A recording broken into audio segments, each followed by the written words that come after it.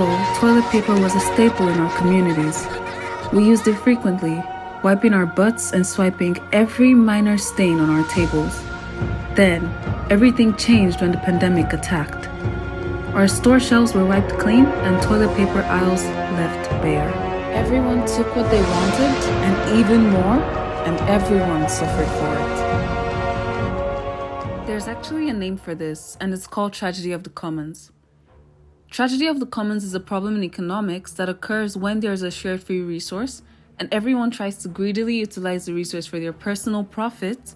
Then, when the resource is fully depleted, it negatively affects the people involved since they can no longer profit from the resource at all.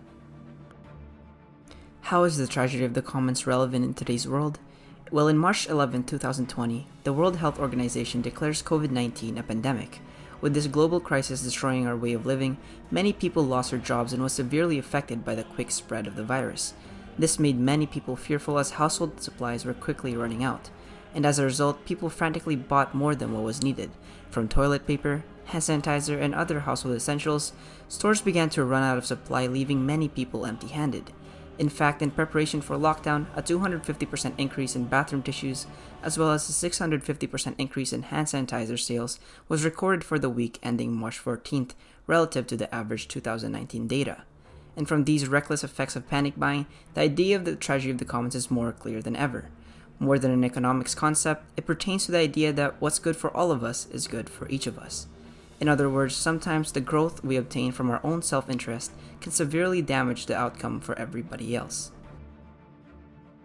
This tendency to act in self-interest at the detriment of others can be witnessed in two valuable common resources, the world's oceans and rainforests. In Brazil, where 60% of the world's rainforest is located, deforestation occurs through economic incentives combined with lax regulations and enforcement. Large areas of the rainforest have been clear-cut to make room for crops and cattle grazing. The soil is compacted through the movement of the cattle, and native plants do not regrow after the herds have moved on. Another significant factor in the deforestation in Brazil is the illegal logging industry, as it is nearly impossible to distinguish between illegal lumber from lumber that is sourced using sustainable practices. Lack of enforcement allows logging companies to take advantage by forging documentation, allowing them to sell illegally sourced lumber to American flooring companies. In this case, Brazil is promoting their economy through their cattle and lumber industries, yet the deforestation of the Amazon rainforest negatively affects the world through the emission of greenhouse gases. In our oceans, offshore dumping is an ongoing issue, as well as river pollution that eventually flows into the ocean. Each year, plastic debris causes more than $13 billion worth of damage to marine ecosystems.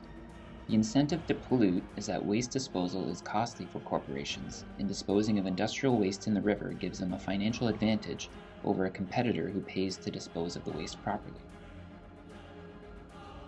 Protecting the environment has become a challenge to most of the countries. Development and industrialization of some of the world's fast-growing nations has led to the rapid emissions of carbon-containing components, which poses a threat to nature.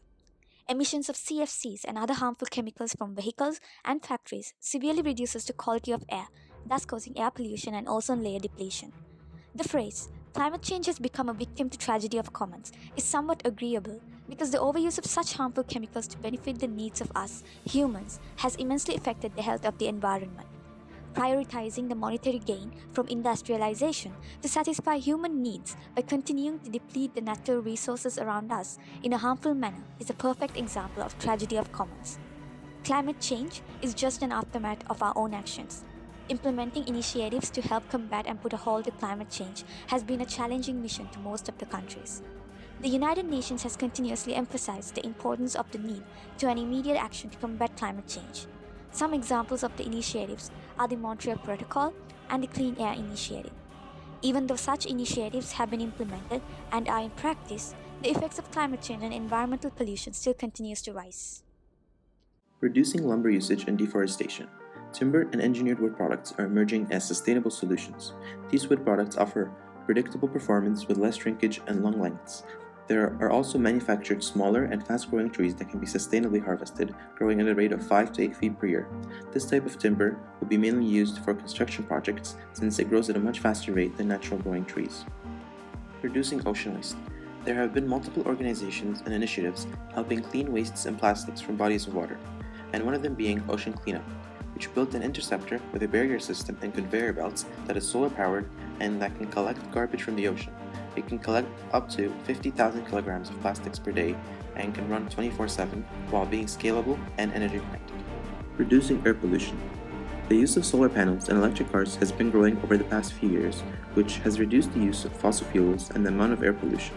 The major benefit of electric cars is the contribution that they can make towards improving air quality, as well as electric cars produce less or no carbon dioxide emissions, which have reduced air pollution considerably.